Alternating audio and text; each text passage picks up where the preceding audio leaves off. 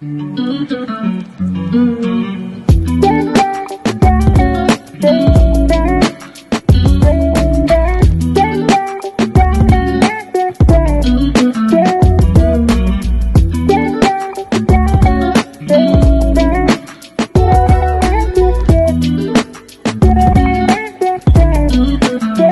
up, Jambah? Respect, man, respect. All right, brother. So we're here today with Jambah. He's gonna tell us a little about his story through music because he's a musician. So we're gonna start by Jambah. Can you tell us a little about yourself?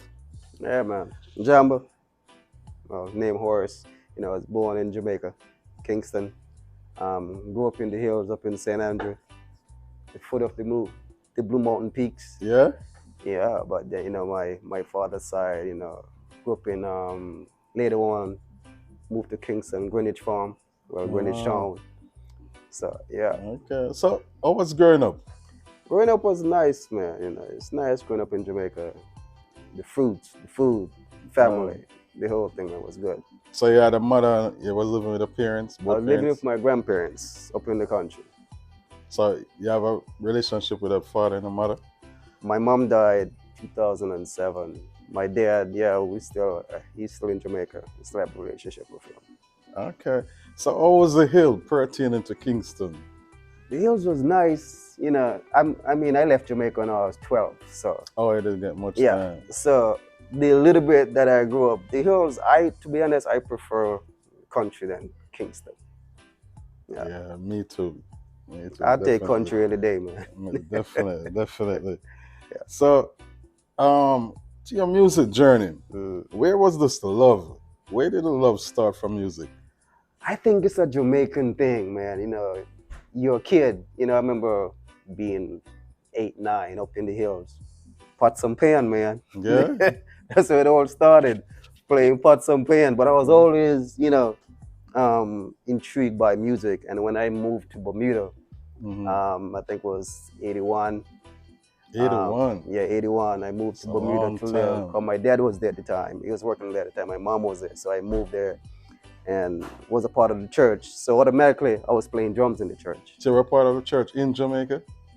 Actually, yeah, in Jamaica, but I don't remember those. All I remember, I used to go to church with my grandma, but I never played music there until when I moved to Bermuda.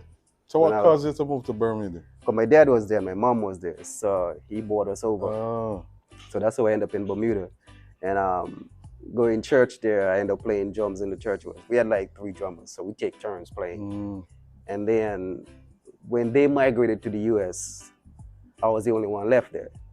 So, including your mom and your father, they migrated as well? No, I'm talking about the musician. The musicians. Yeah. Actually, to be honest, I moved back to Jamaica when I was 17 for a year and a half.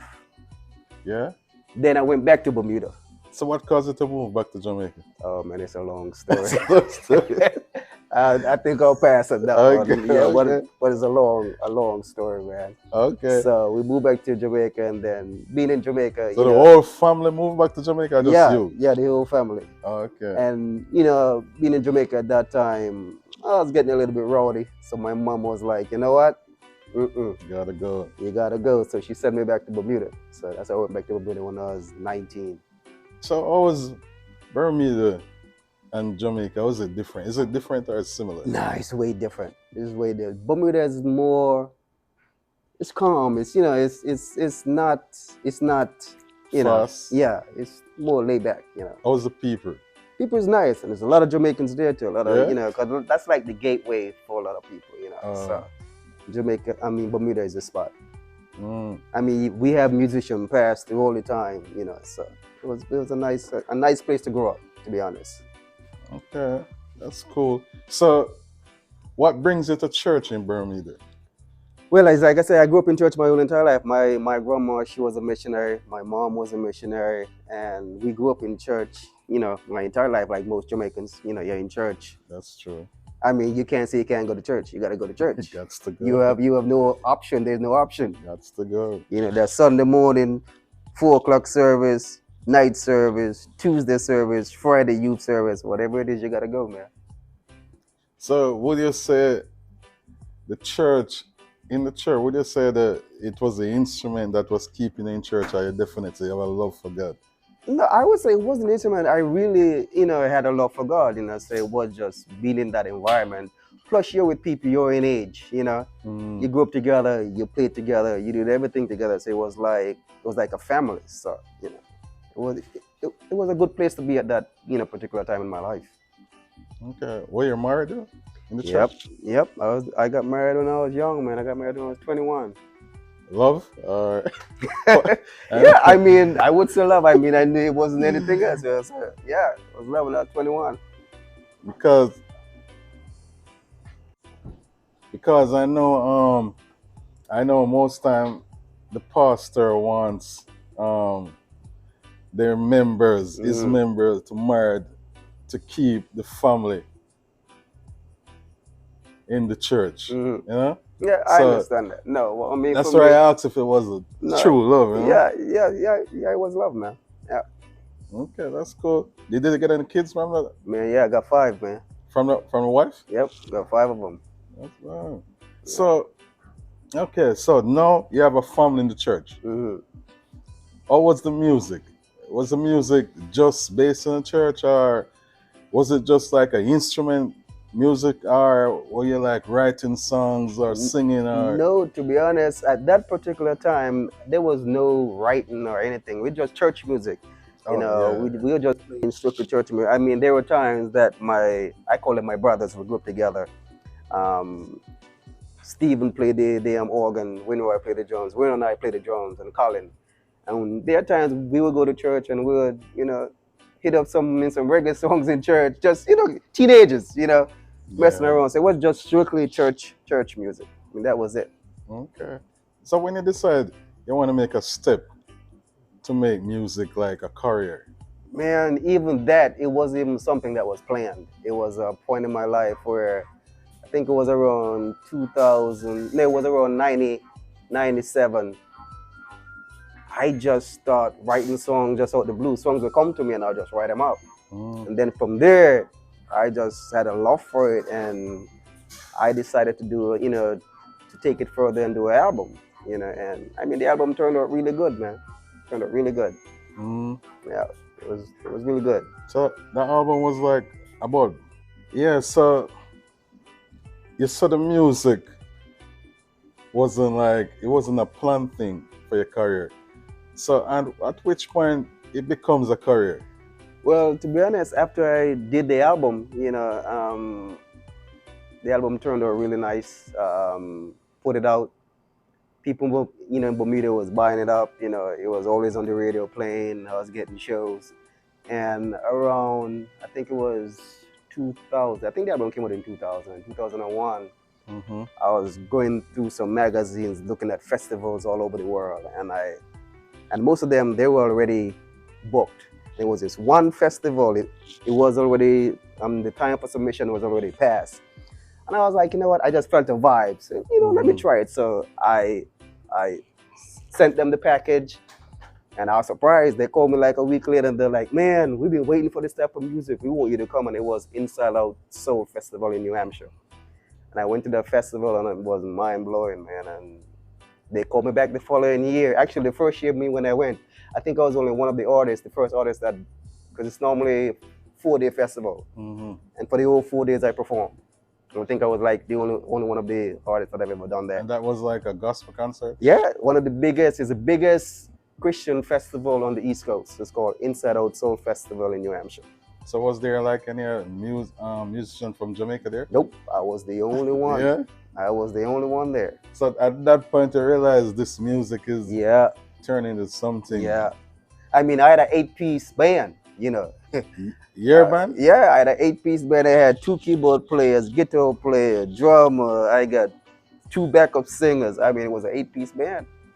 And we was there. It's big. Yeah, but it was big, man. So you had that band in the church, or when you decided to get big? No, I had that band in Bermuda. I was still in the church, but it wasn't the church band. It was musician that I knew. We got together and we rehearsed for like about 3 months, and then we went to New Hampshire. Nice. And some of the musicians was the same people who worked on the album, So. So did this music reach Jamaica first or No, last? no, It still weren't in, no. It wasn't even didn't even touch Jamaica yet. yeah? No, it Yeah. didn't even touch Jamaica. It went U.S. first. Okay. Yeah, yeah. So did that pull you away from God or from the No, church? no, because I mean it was classified as a Christian album, and I want to use that term loosely because there's a difference between Christian music and gospel music. Yeah, it Gospel is. music is tend to be black gospel, and Christian tend to be, The viral the thing. Caucasian, type of music. So a lot of Mm. rock. I mean, in the festival, you mainly hear rock music and rap music. I was the only guy there doing reggae. So yeah. Mm. So what happened then? How I do you mean, it took feel? off. I mean, it took off, and they invited me to come back the following year. So I got to the point where it's like, man, I'm getting tours, which is what I wanted. So I'm like, you know what? I need to move from Bermuda. So I migrated to the U.S. in 2000. So the music is what brought you. Exactly, the music was what brought me to the U.S. So in 2001, I was supposed to go on tour again, and then got into a situation where there was lawsuit and all that, So before we reach that part, mm, after you come to America, after the music bring you to America, what was the next step for you? the next step was just still was touring and develop the music into where it will be a career, something that I can. So you did tours in America? Yeah, I did. I mean, it was mainly just the inside out tour, but I was doing a lot of church scene. I was doing a lot of church concerts all over the place. So did you meet up with any Jamaican gospel singers at that time? No, Still? it was weird. I was like the only Jamaican there. Oh. Yeah. So is it that you were performing for a different crowd or Totally different. Oh. Totally different. And what I found out with the music is that, and there's no disrespect to my black folks, is like, but the Caucasian side, they seem to embrace the music, and I didn't have to explain anything. Whereas with black folks, it was like it was always an issue, why you're doing this, why, whereas the other folks, they just accept the music for for what it is, and I enjoy that. I enjoy that side of the business. That's true. That's I can't really agree with that. Even we're skeptic when it comes to music. Yeah, I mean, it's funny. To be honest, we have the best music in the entire world. We do. Reggae music is the best music in the entire world. Yeah, it's like the root. Yeah, everything sprung. Exactly. It can't be duplicated. It can't be matched. That's true. So, how was life in America with the music at that point? It was good. I mean, I had a young family at the time, because then I think. Oh, your family came with you? Yeah, everybody came up here. Everybody came here. 5 kids, all 13 years and under, from 13 to 2 years old. Yeah. So when I came here, and then I still had to try to find work. So I would go back and forth to Bermuda to work, to maintain the family while they were here. I was back in Bermuda working. So I kind of pushed me away from doing the music, because I still have to make sure that the family was taken care of. So the music weren't producing enough financially at that point to take care of you and not working. Right, yeah. Not at that particular time. Okay, so what I like to know is that do any of your kids take up this banner? No, man. None of them. My kids they play sports. My oldest, he played football, and the youngest, they played football, and my daughter, she played tennis and football. And then I have special need daughters in the middle, So yeah. All right. So at what point this music reach Jamaica? Or your name start reach Jamaica? To be honest, it never did. It never did? Never did.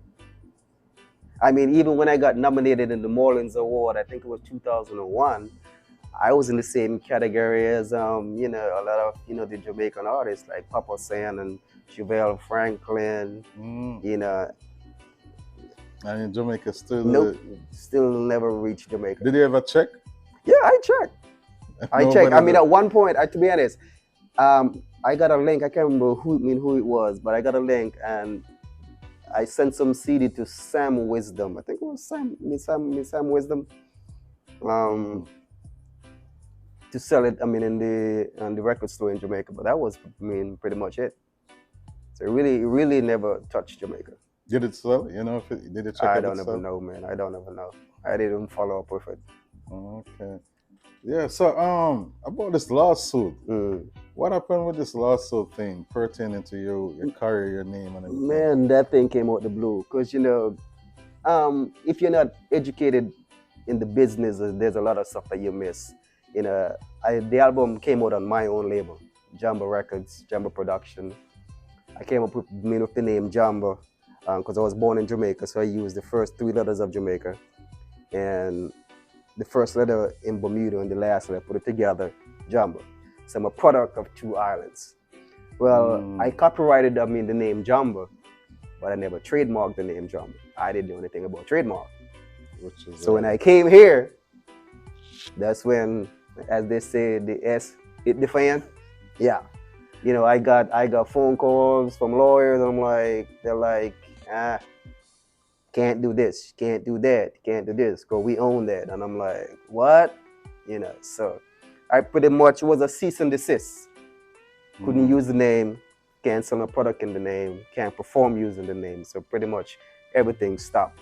So all the material that I had to go on that tour in 2001, thousands of dollars spent on merchandise and everything, I was stuck with it.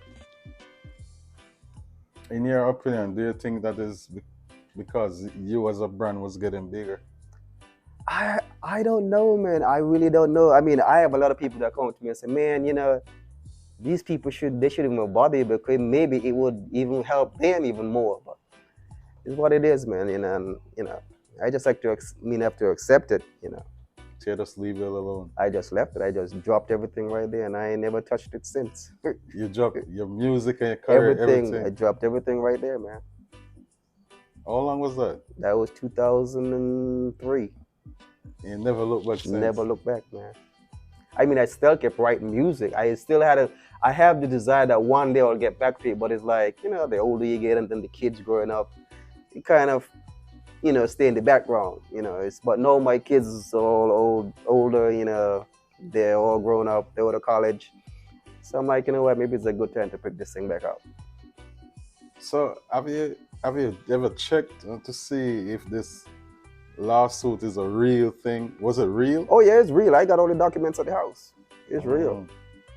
So is it that you just say, man, I'm staying away from trouble, or you just say, man, I'm just gonna break?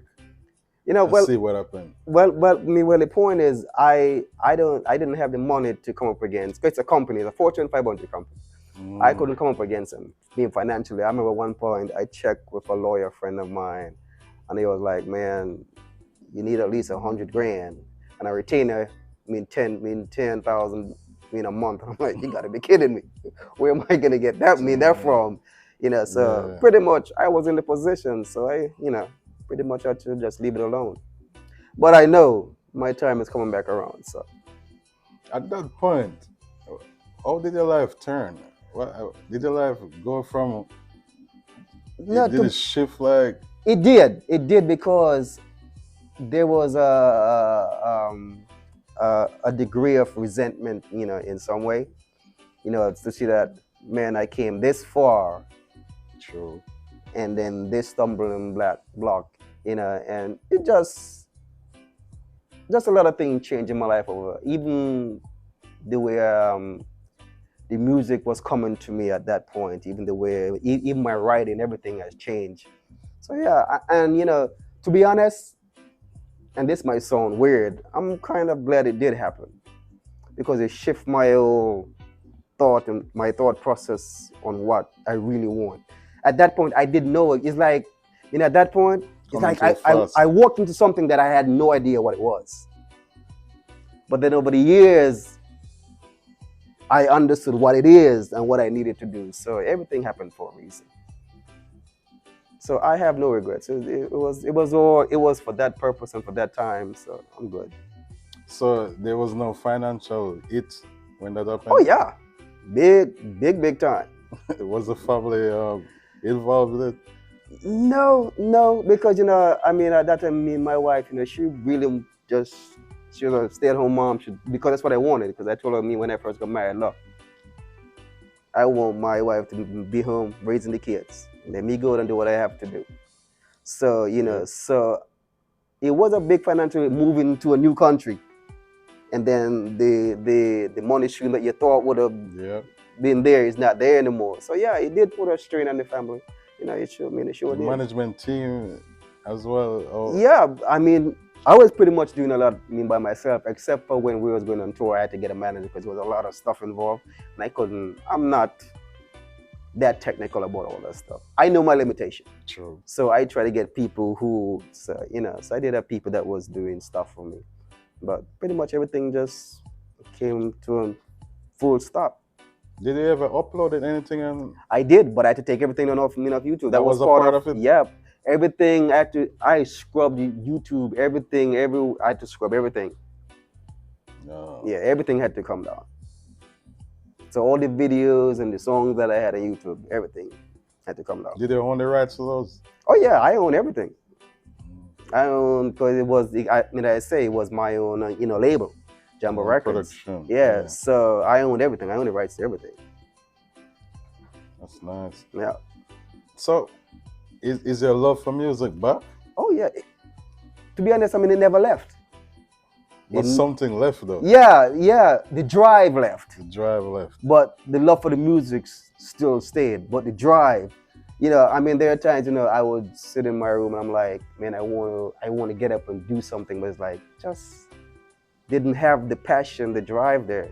So it's like, whatever. Was that through fear? Or? No, it wasn't through fear. I think it was definitely a point of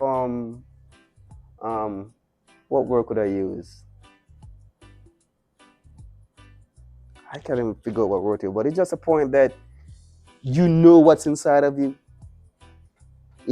And your hope. Well, my thing was that I was hoping that somehow I would meet people that maybe I could link up and do stuff. I just never came across those people. To rebrand. Yeah, I just never came across those people. So it's like I was just in a corner by myself, trying to figure this thing out, and it just wasn't working. So just lost the passion. But I still had the love for it, but I just didn't have the passion. So have you written more songs since then? Yeah, many songs. Even around that time, a lot of the songs that I have, some of these songs are like 15, 20 years old. I have, right now, to be honest, I have like 4 or 5 albums that I'm sitting down on. Never released? Never released. So was those 5 albums, was it a part of the old name or is it a part of the new name? No, it was a part of the old name, but I never released them. So it really, don't matter, Okay. Yeah. So what did this change your sight about the church and God? This hit? Well, no, not the music, I would say, but it's like I said to you, my growth within that time had shifted in the sense that a lot of things that, because I say I grew up in the church and I was known as the troublemaker in the church because I asked questions that pastors didn't want to answer. Yeah. And the only answer that they would give me, it's in the Bible. The Bible said it so. The Bible says it's so. And I'm like, no, I need more than that. Explain this. And so, and another time they couldn't explain it. So, so through the passage of time, I kind of dig deep on. To be honest, oftentimes I hear people say, oh, the Bible is complicated. It's not. It's very simple. Like 1 and 1 is 2. The thing is, you just gotta go about it with wisdom. Exactly. So it has shift, but my love, and I'm gonna use this word, for God is still there. The way it's been portrayed, whether it's be through this or whatever, I still do believe in God. But in the concept of how the world. I really, that's not my jam. So I'll leave that for other people. So what's it? Have you rebrand yourself? No, I tell you, I haven't done nothing. Since 2002, I haven't done absolutely nothing. So you're still using the same name? I still have the same name, but it's spelled different because it was spelled Jambah. Somebody else owned it, so I can't use that. So now it's spelled Jambah. Same sound, but just spelled different. Yeah. Okay. So definitely gonna. So I know about trademarks, so I own that. Good. Yeah. So if anyone should go on YouTube with that spelling, would they find you? Or have you uploaded anything? No, if people go on YouTube, they might, because people still put songs on there. Because I saw some the other day. If they put Jambah, the original name, They'll And if find they it. know the name of the song, then it will come up. But if they just put J&B, they won't see anything to do with me. But if they put Jambah plus one of the 10 One of the songs me that I songs. had, you would still, because people still put up, you know, some of the Okay. songs in there. But you won't find, if you put Jambah, you won't find. So your new name which you're using now, Mm. have you put up anything on the Nope. social media I about it? haven't put up nothing on it. You're planning to? Eventually, yeah. Yeah. I mean, I am, but not right now. It's like I'm working on some songs, and I'm hoping that I'll link up with some people and just work on some songs. Like I said, I got five albums that I'm sitting on. So I'm hoping that that soon that I'll have something up. Okay. So have your inspiration, like first of all you were writing a particular type of song. You're Yeah. still writing those or is a mixture right now? It's a mixture, but the topic is still the same, but the essence of it, the names, like some people say use the name Jesus or use the name God or use the name John. They're all intertwined, they're interchangeable. So, I that's where it kind of changed, but the message is still the same. Okay, so you're still in that field. Yeah, I mean, where else am I gonna go? That's true. That's I true. mean, if you listen to reggae music, yeah, they're talking about Jah, but it's still Bible. So I mean, where am I gonna go? Okay. Yeah. So what's the next step towards music right now? Man, it's like I said, it's just really trying to get something together, get in the studio and just put some songs out. Maybe not in my album, maybe an EP or a single or something. Yeah, that's the plan.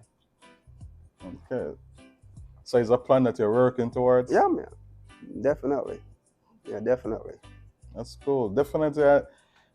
You should. I think I need probably even one of those songs to upload on my page so people can actually hear how it sounds and who you were at that point. Yeah. Definitely. Before we close off, I want to talk about family. You got 5 kids. Yep. When I say family to you, what comes to your mind? Family is man and a woman taking care of his kid, making sure that he raises his kids the way that they should be, to love and to respect other people, to understand that the world don't just revolve around you. It's a community. To respect the elders, to treat people kind, because those are important. Those are what I was taught when I was a kid. When I was a kid, you respect older persons. You even though they might not be your family, but we'll be walking down the street and you say, "Good morning, master," or "Good morning, mister." These kids nowadays, they don't have that, and if you don't teach them that at home, they don't have it. So family is just teaching your kids that they're not the only one in this world, and they need to respect and to love others and take care of your family. That's first and foremost. When I say a man, what comes to your mind? A man? Yeah. A man is a man, a male. Yeah. What you think? If I should say I'm a man, what do you expect of me? I'm expecting you to be a man. Yeah. How does a man be a man? A man is a man a strong man. He takes care of his business. If he's married, he takes care of his family. If he's not married, he put himself first. He makes sure that he's first. He work, he save his money, he put his money aside. So if somewhere down the line a woman comes along, his stuff is together. So you believe a man should be the head of a family? I don't believe that. That's what it should be. That's what it is. A man can't be nowhere else but the head. Exactly. That's the only place he can be. Exactly. There's nowhere else for a man to be. If a man is not the head, he's not a man. I totally agree with you on that. A man is the head. Totally agree. Because I know you've seen what's going on in our country and mostly in what's going on in the world right now. Yeah. Do you think that have nothing to do with? You think it's a spiritual thing, or I think this is something that the family is just losing, dropping the ball? I'll put it this way: it is a spiritual thing. Also, it's not.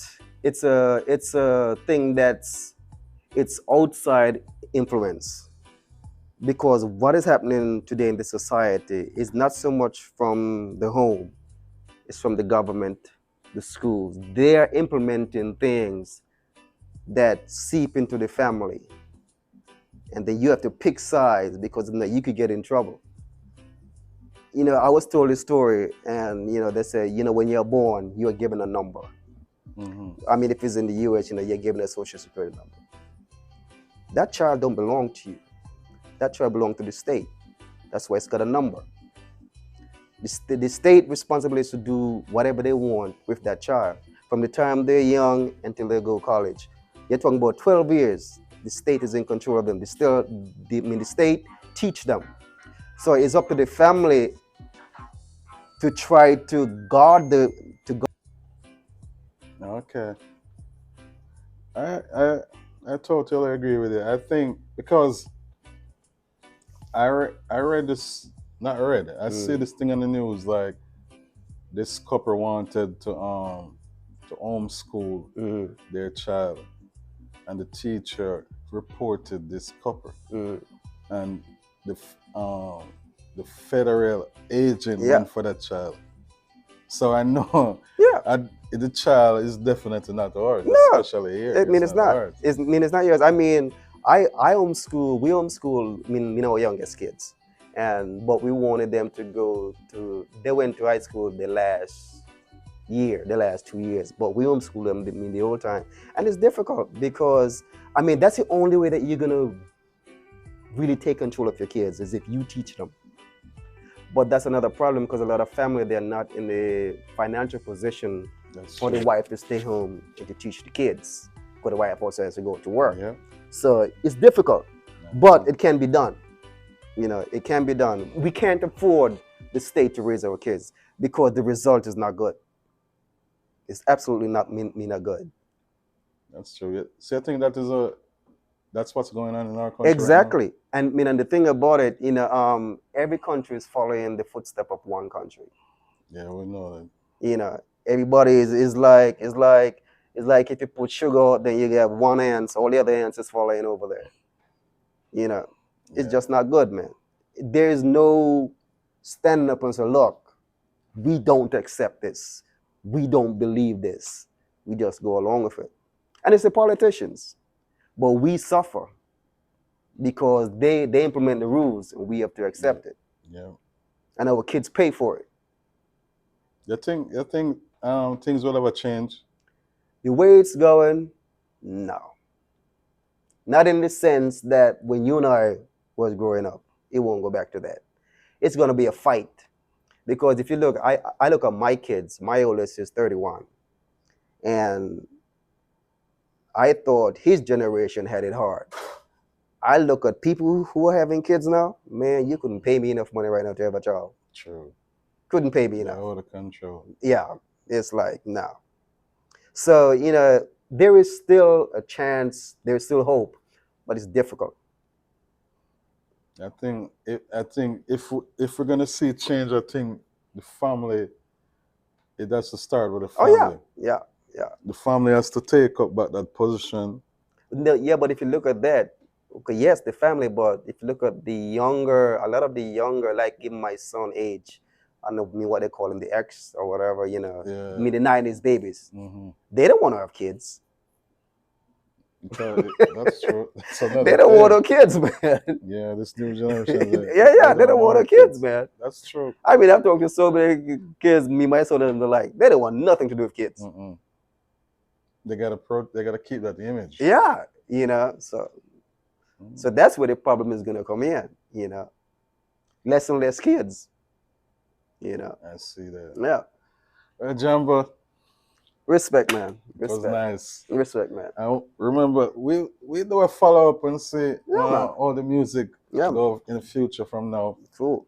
But definitely need at least one song so I can let my listener them hear. All right. And see. And it was really fun. Nice talking to you. Respect, man. Respect. Have a good day.